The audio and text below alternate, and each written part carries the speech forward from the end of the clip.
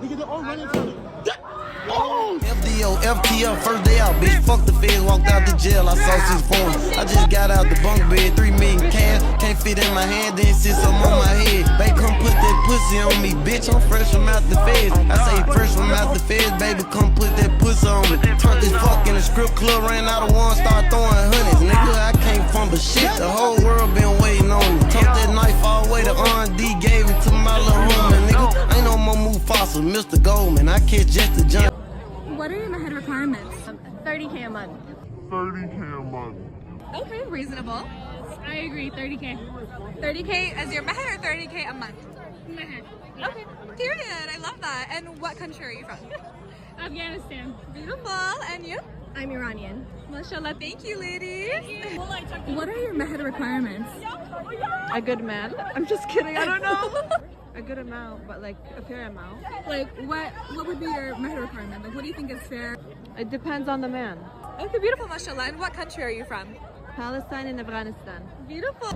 What country are you from? So I'm half Palestinian and half Nigerian. Oh, wow, Yes. beautiful. What are your mehed requirements? Okay, so my mehed requirements, honestly, I feel like everything else people say that they're mehed requirements, but I feel like they're bare minimum. Like trips to Umrah, a cat, all that kind of stuff. No, those are gifts. Those are stuff that can be gifts. My mehed requirement is just what is needed, and that's all. Yes. I love that.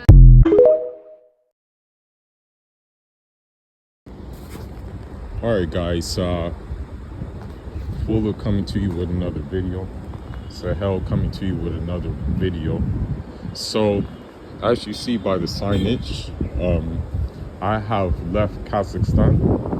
And inshallah, I'm going to be back there, but it'll be in a couple of months.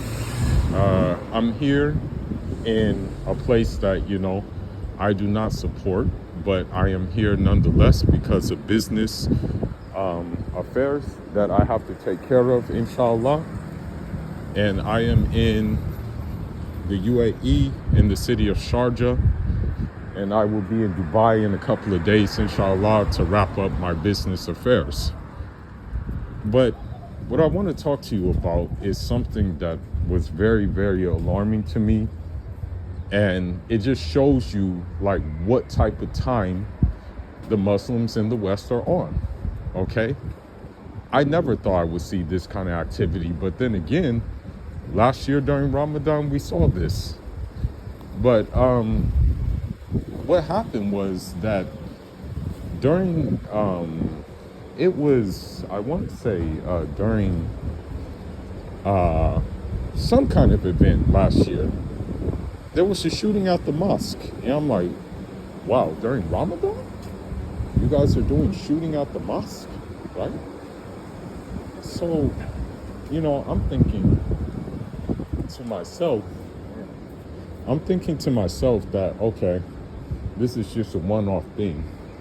But then I see something called Suhoor Fest.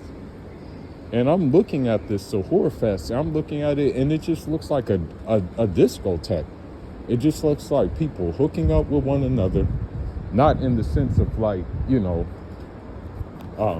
physical, but I mean, it didn't even look like a mixer. It looked like a club.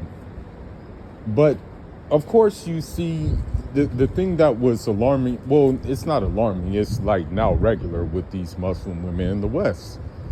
You know, it's unfortunate that it's normal, but it is what it is.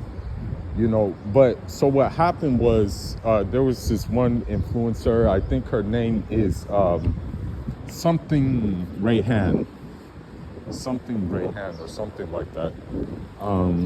And so she was asking about maher requirements. What are your maher requirements? So you have women saying 50K, Hajj, and a house in their name. And to the point where they even said this is the bare minimum. You know, they said, oh, well, this is just the bare minimum. And then, of course, the influencer, you know, they always use this word, and I hate when they use this word. She was like, oh, period. You know, like they always like to use that word. So, you know, that was happening. That was the first thing. But you know what was crazy about the whole thing? There was one there was one Palestinian, okay? She was actually a mixture, a Nigerian Palestinian, okay? I don't know which parent was which, but she said, yes, I'm Nigerian Palestinian. And when she was asked about her mahar requirements, yes, you know what she said? She said, just give me what's necessary. She didn't even say like, oh, I need a 50K this, I need this, that, and the fourth. She did not even say that. One such woman said that she needs 30K a month for her mahar requirements. So it's like, the sad thing about it, right, is the Nigerian Palestinian sister who said, like, you know, just give me the bare, just give me what's necessary. You know, she's like, just give me what's necessary and also give me some gifts as well. Do you know what happened? She deleted that one. She deleted that post. Because, of course, she's an outlier. That sister is an outlier. So you see that when you look at this, right? When you see something like that, right? You see that not only is she trying to like maybe sabotage how should I say it? Maybe she's not only trying to sabotage like people who want like marriage, right? And who want marriage on sensible terms. Not only is she trying to sabotage that, but she's also encouraging like them to be delusional even more. Okay? And of course in the comment section, guess what you had? The Western Muslim woman saying things like, oh, if you can't afford it, just say so. Or if you're just broke, just say so. If you're just this, that, and the other. The same talking points as non-Muslim women. The same exact talking points, okay? The same ones. And then, of course, people saying, oh, that's her right. Yeah, it's her right on how much she wants to ask for. You're absolutely right. But it's also the man's right to say, you know what, I'm good on you.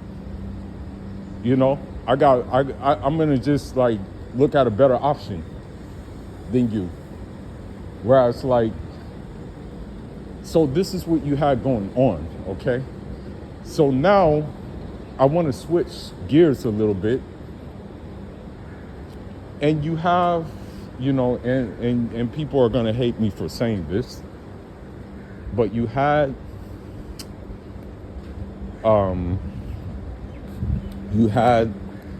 people who, you know, like, I'm gonna be real with you, and may Allah forgive me for what I'm about to say. It's Ramadan. I need to control my tongue. I need to not even say what I'm about to say, but I'm gonna say it anyway. So, you know, you have a group of people.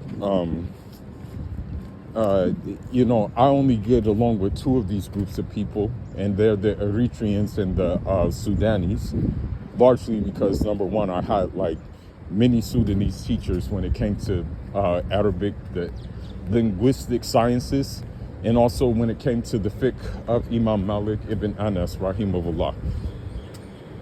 And due to those relationships, they invited me over for tea. They invited me over to eat. They basically said, hey, go to Sudan.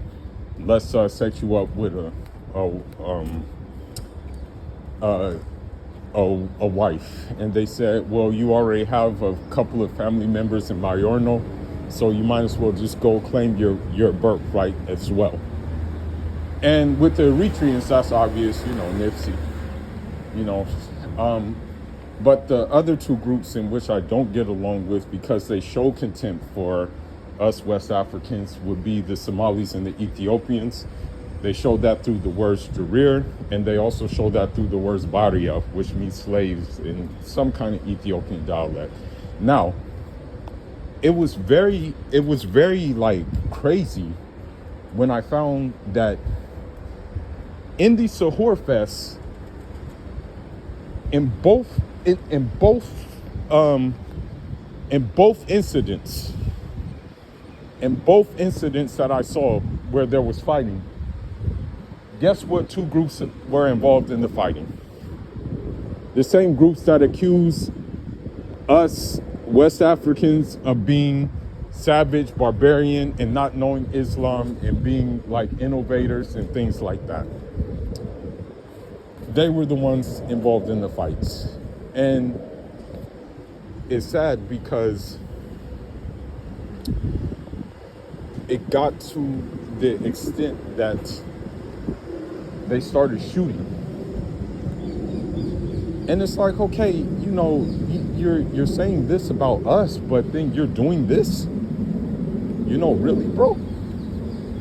And not only are you doing it against, like, you're not even doing it against someone who is, like, naturally your enemy. You're doing it against your own brother.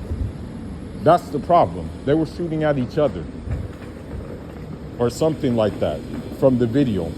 And this instance happened in I think Ohio, Cincinnati. Now, you know, I know about Cincinnati, and the funny thing is that within Cincinnati, you have a big Mauritanian community. You have a big Senegalese community. And guess what? We stay out of the way. And that's one thing I didn't see at Suhoor Fest was Mauritanians or Senegalese. So it's like weird that, you know, you're seeing these kind of crash out activities and it just goes and fulfills the prophet's prophecy that people are going to imitate those who came before. And you see it happening, you know, and it's unfortunate, but this just goes to show you what type of time that people are on. And it also goes to show you that, you know, if you are sincere, you may have to just do something else. Because I'm going to revert back to that Palestinian Nigerian sister. She was an outlier. And because she was an outlier, she deleted that video. She deleted it in a quickness because she was the only one that made sense. And even the way she carried herself, her demeanor was calm, cool, and collected. You know what? I think I may post the video at the beginning of this one so you can see what type of time she was on. But, you know, with that being said, because I managed to save the video before it got deleted, you know what I mean? But, you know, that Nigerian Palestinian sister, you know, like I myself would, you know, entertain her, you know, for real. I would entertain her. You can tell the person who was asking about the Maher requirements, you can tell by her body language and stuff like that, she was disappointed that she said that, you know? But, you know, with this being said, man, you know, thankfully, like, I don't want to give too much of my personal life away, but I have to narrow down my choices when it comes to marriage. You know, I have, like, a Kazakh that is good potential. I have a Kyrgyz that's good potential. I have a Uzbek that's good potential. I have a Turkmen that's good potential. I have a Algerian that's good potential. I have a Nigerian that's good potential. I have a Senegalese that's good potential. But I have to just narrow down my choices, you know what I mean? I'm not trying to give too much away, but this is just like, you know, I'm trying to narrow it down, you know, because they all offer unique qualities, you know what I'm saying? But I'm just thinking about the religious aspect more than anything else, you know?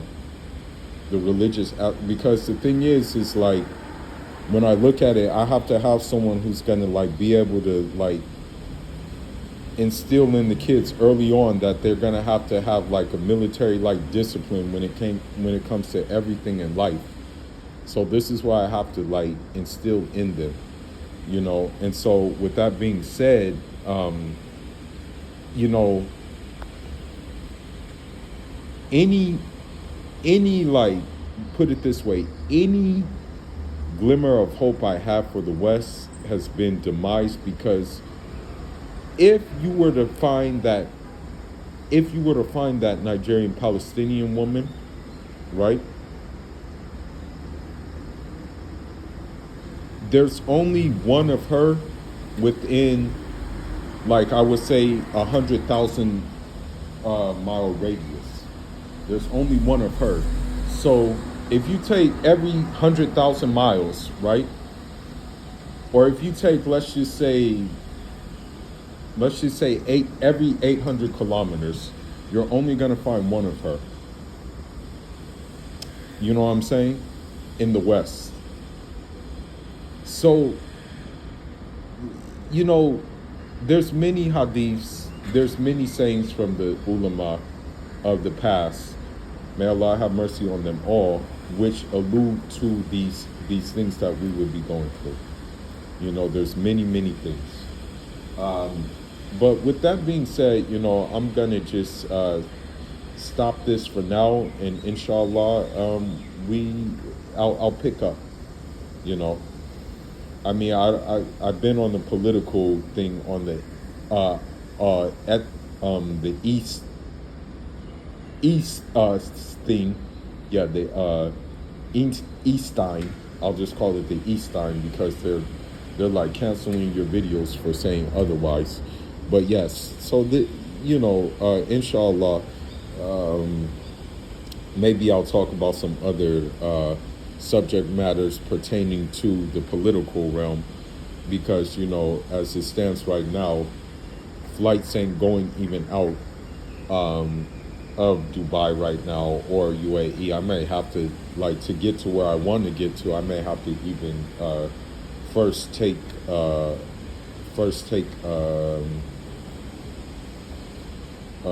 trip to Oman, and then get to catch a flight to where I need to get to, inshallah. And where I need to get to is basically the place where I need to pay my ziyarah, my visit to the person responsible for the minhaj in which I follow. I want to say the Saiful Haq, the Imam of all Awliya of his time.